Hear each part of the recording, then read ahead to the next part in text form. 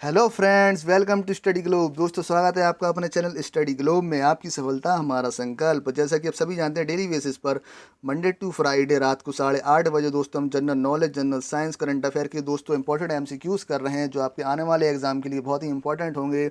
चाहे वो आपका रेलवे का हो, एसएससी का हो, या कोई भी आपका स्टेट एग्जाम हो। दोस्तों, आज इस सेशन का है 5वां दिन। जिन्होंने पुरानी वीडियोस ना देखी हो तो आप लोग चैनल की प्लेलिस्ट में जाकर ज़रूर देखें, ठीक है दोस्तों। इसमें हम history, geography, polity, economy, current affair सारे क्वेश्चन करेंगे दोस्तों।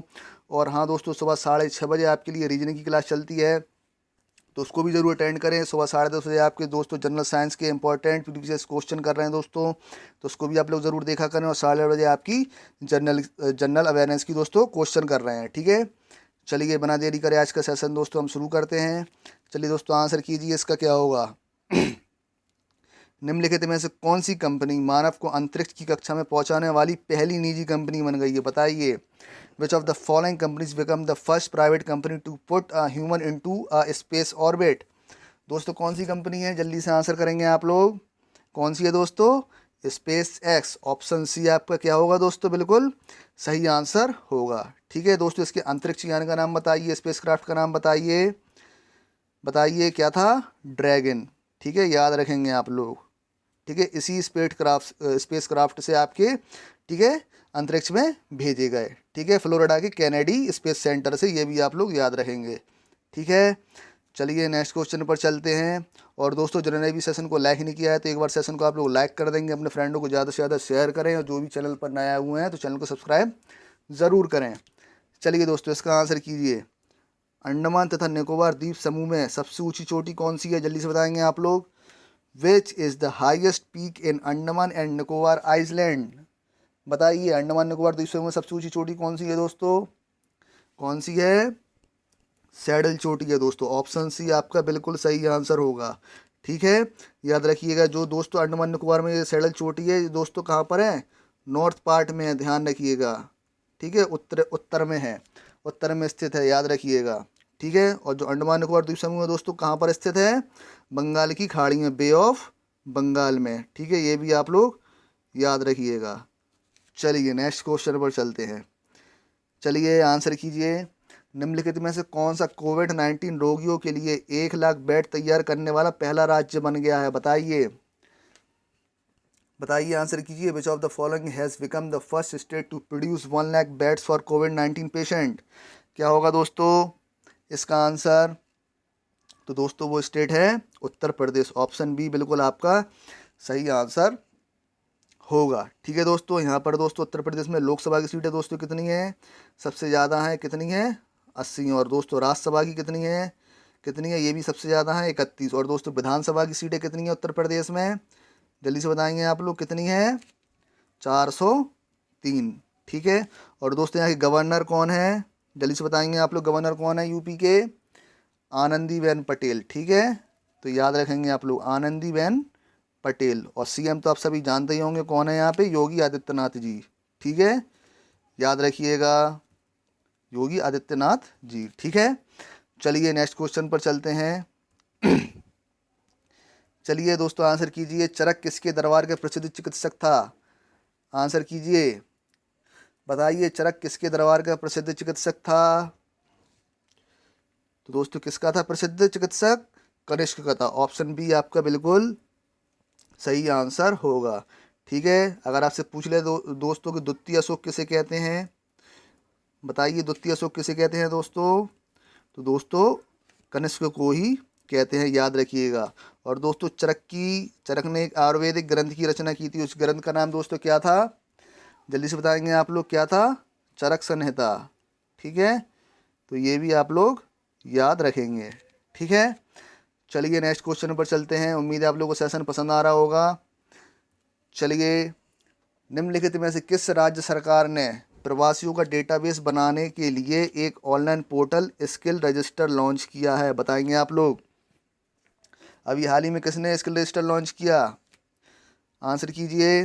विच of the following state government has launched an online portal skill register to create a database of migrants. तो दोस्तों कौन से स्टेट ने? हिमाचल प्रदेश। ऑप्शन डी आपका बिल्कुल सही आंसर होगा, ठीक है दोस्तों। हिमाचल प्रदेश के सीएम कौन है? जल्दी से बताएंगे आप लोग कौन है दोस्तों?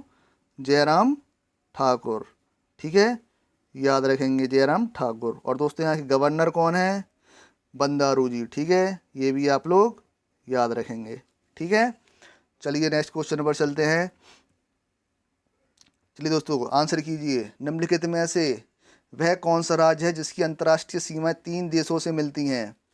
चलिए आंसर कीजिए, निम्नलिखित में से वह कौन सा राज्य है जिसकी अंतर्राष्ट्रीय सीमाएं 3 देशों से मिलती हैं? बताइए क्या होगा? ध्यान से आंसर कीजिएगा इसमें। तो दोस्तों कौन सा स्टेट है? अरुणाचल प्रदेश। ऑप्शन ए आपका बिल्कुल सही आंसर होगा। ठीक है, जो अपना अरुणाचल प्रदेश है कुछ इस तरीके से इसकी बॉर्डर है दोस्तों। यहाँ पर दोस्तों क्या है आपका? चाइना है। ठीक है, ठीक है, इधर पे क्या है आपका दोस्तों? म्यांमार है। और इधर से किससे लगा हुआ है दोस्तों? ये भूटान से। ठीक है, तो ऑप्शन ए आपका बिल्कुल सही आंसर होगा, अरुणाचल प्रदेश। ठीक है, कई बच्चों ने जम्मू कश्मीर बताया होगा, तो दोस्तों अब आपको बता दूं जम्मू कश्मीर क्या बन गया है दोस्तों? एक यूनियन टेरिटरी बन गया है। तो अपना ये अब क्या हो गया? जम्मू कश्मीर इस तरीके से कट गया है। ये आपका लद्दाख एरिया बन गया है और ये आपका जम्मू एंड कश्मीर। ठीक है, तो ऑप्शन ए आपका बिल्कुल सही आंसर होगा। चलिए नेक्स्ट क्वेश्चन पर चलते हैं। चलिए बताइए, बीसीसीआई द्वारा निम्नलिखित में से किसे राजीव गांधी खेल रत्न पुरस्कार के लिए नामित किया गया है? बताइए, अभी हाल ही में किसे राजीव गांधी खेल रत्न पुरस्कार के लिए नामित किया गया है? Which of the following has been nominated for the Rajiv Gandhi Khel Ratna award by the BCCI? तो दोस्तों कौन है वो? रोहित शर्मा। ऑप्शन ए आपका बिल्कुल सही आंसर होगा। ठीक है, ध्यान रखिएगा। अच्छा दोस्तों, जो राजीव गांधी खेल रत्न पुरस्कार इसमें कितनी सम्मान राशि दी जाती है? बताएंगे आप लोग कितनी दी जाती है दोस्तों? 7.5 लाख। ठीक है, 2019 का दोस्तों किसे मिला था ये प्राइज़? जल्दी से बताएंगे आप लोग किसे मिला था 2019 का? किसे मिला था दोस्तों? दीपा मलिक को। ठीक है, याद रखेंगे, दीपा मलिक को मिला था। और किसे मिला था दोस्तों? बजरंग पुनिया को। ठीक है, ये भी आप लोग याद रखेंगे, बजरंग पुनिया को। ठीक है, चलिए नेक्स्ट क्वेश्चन पर चलते हैं। चलिए आंसर कीजिए, अखिल भारतीय हरिजन सेवक संघ की स्थापना किसने की थी? इंपॉर्टेंट क्वेश्चन है और इजी भी है, बहुत बार एग्जाम्स में आ चुका है। Who founded the All India Harijan Sevak Sangh? दोस्तों किसने की थी? महात्मा गांधी जी ने। तो ऑप्शन बी आपसे बिल्कुल सही आंसर होगा। ठीक है, अगर आपसे पूछ लिया जाता है महात्मा गांधी के गुरु कौन थे दोस्तों, जल्दी से बताएंगे कौन थे? गोपाल कृष्ण गोखले। ये भी आप लोग याद रखेंगे। ठीक है, गोपाल कृष्ण गोखले गांधी जी के क्या थे? गुरु थे। ठीक है, चलिए नेक्स्ट क्वेश्चन पर चलते हैं। चलिए आंसर कीजिए, निम्नलिखित में से किसे भारतीय खाद्य सुरक्षा और मानक प्राधिकरण FSSAI के मुख्य कार्यकारी अधीक्षक के रूप में नियुक्त किया है? जल्दी से बताएंगे आप लोग। बताइए, किसे FSSAI के मुख्य कार्यकारी अधिकारी के रूप में नियुक्त किया गया है? दोस्तों किसे किया गया है? अरुण सिंघल को। ऑप्शन बी आपका बिल्कुल सही आंसर होगा। ठीक है, FSSAI को दोस्तों वर्क क्या होता है, कार्य क्या होता है? ठीक है, जो भी अपने खाने पीने की चीज़ें बनती हैं उसकी चेकिंग करना। ठीक है, चलिए नेक्स्ट क्वेश्चन पर चलते हैं। चलिए आंसर कीजिए, रावी नदी पर निर्मित सबसे ऊंचा बहुउद्देशीय बांध कौन सा है? बताएंगे आप लोग। Which is the tallest multipurpose dam built on the Ravi river? कौन सा है दोस्तों? जल्दी से बताएंगे आप लोग। रावी नदी पर निर्मित सबसे ऊंचा बहुउद्देशीय बांध दोस्तों है रणजीत सागर बांध। ऑप्शन सी आपका बिल्कुल सही आंसर होगा, जिसे क्या बोलते हैं दोस्तों? हम थीन बांध के नाम से भी जानते हैं। ठीक है, ये भी आप लोग याद रखेंगे। चलिए नेक्स्ट क्वेश्चन पर चलते हैं। चलिए आंसर कीजिए, निम्न में से कौन कैबिनेट मिशन का सदस्य नहीं था? बताइए, who among the following was not a member? ठीक है, was not a member of the cabinet mission? बताइए कौन नहीं था दोस्तों? तो आप जानते हैं पैथिक लॉरेंस भी थे, स्टेफोर्थ क्रिप्स भी थे और AB अलेक्जेंडर थे। कौन नहीं थे दोस्तों? John Simon. तो ऑप्शन डी आपका सही आंसर होगा। ठीक है, और दोस्तों एक क्वेश्चन और बनता है आपका, जो कैबिनेट मिशन योजना दोस्तों कब प्रस्तुत हुई थी, कब आई थी? 1946 में। ठीक है, चलिए नेक्स्ट क्वेश्चन पर। चलिए बताइए इसका आंसर क्या होगा? यदि दूध से क्रीम को हटाया जाता है तो इसका घनत्व पर क्या प्रभाव पड़ेगा? बताइए। If cream is removed from milk then its density क्या होगी दोस्तों? घनत्व क्या होगा? तो दोस्तों घनत्व इसका बढ़ेगा, डेंसिटी इसकी बढ़ेगी। ऑप्शन ए आपका बिल्कुल सही आंसर होगा। ठीक है, चलिए नेक्स्ट क्वेश्चन पर चलते हैं। चलिए बताइए इसका आंसर क्या होगा। सीमा शुल्क किसका साधन है? Custom duty is an instrument of, बताइए क्या होगा इसका आंसर। आंसर करेंगे आप लोग जल्दी। किसका होगा दोस्तों साधन? औद्योगिक नीति का, इंडस्ट्रियल पॉलिसी। तो ऑप्शन सी आपका बिल्कुल सही आंसर होगा। ठीक है, और दोस्तों जो सीमा शुल्क होती है आपका कैसा कर होता है दोस्तों? आपका जी अप्रत्यक्ष कर होता है, इनडायरेक्ट टैक्स होता है। ठीक है, ये भी आप लोग याद रखेंगे। चलिए नेक्स्ट क्वेश्चन पर चलते हैं। चलिए चलिए आंसर कीजिए। निम्नलिखित निम्नलिखित में से साहित्य के क्षेत्र में भारत का सर्वोच्च सम्मान कौन सा है? बताएंगे आप लोग। Which of the following is India's highest honour in the field of literature? बताइए साहित्य के क्षेत्र में भारत का सर्वोच्च सम्मान कौन सा है दोस्तों? कौन सा है? ज्ञानपीठ पुरस्कार। ठीक है, तो ऑप्शन डी आपका बिल्कुल सही आंसर होगा। ठीक है, अगर आपसे पूछ लिया जाए पहली बार ये पुरस्कार किसको दिया गया था, तो बताइए दोस्तों किसको दिया गया था? जी शंकर कुरुप को। ठीक है, तो ये भी आप लोग याद रखेंगे, जी शंकर कुरुप को। ठीक है, याद रखेंगे। और दोस्तों अभी प्रेजेंट में किसे दिया गया है 2019 का? बताएंगे आप लोग किसे दिया गया है ज्ञानपीठ पुरस्कार वर्तमान में? 55वां जो ज्ञानपीठ पुरस्कार हुआ था दोस्तों किसे दिया गया था? अक्की थम को। याद रखेंगे आप लोग किसे दिया गया था? अक्की थम। ये भी दोस्तों मलयालम राइटर थे। ये भी क्या है? मलयालम राइटर हैं। ठीक है, याद रखेंगे आप लोग। चलिए नेक्स्ट क्वेश्चन पर चलते हैं। चलिए आंसर कीजिए। कासिम सुलेमानी जिसे अमेरिका द्वारा मार दिया गया किस देश के सैन्य कमांडर थे? बताएंगे आप लोग। Qasem Soleimani who was killed by the US was the military commander of which country? बताइए दोस्तों कौन से देश के थे कासिम सुलेमानी? दोस्तों कौन से देश के थे? ईरान के। तो ऑप्शन बी आपका बिल्कुल सही आंसर हुआ। ईरान की दोस्तों कैपिटल क्या है? जल्दी से बताएंगे आप लोग क्या है दोस्तों? तेहरान। ठीक है, याद रखेंगे। ठीक है, उधर की दोस्तों करेंसी कौन सी है? बताएंगे आप लोग करेंसी कौन सी है यहाँ की? ईरानियल रियाल। ठीक है, याद रखेंगे। क्या है दोस्तों? ईरानियल रियाल। ठीक है, और यहाँ के दोस्तों प्रेसिडेंट कौन कौन है? हसन रूहानी।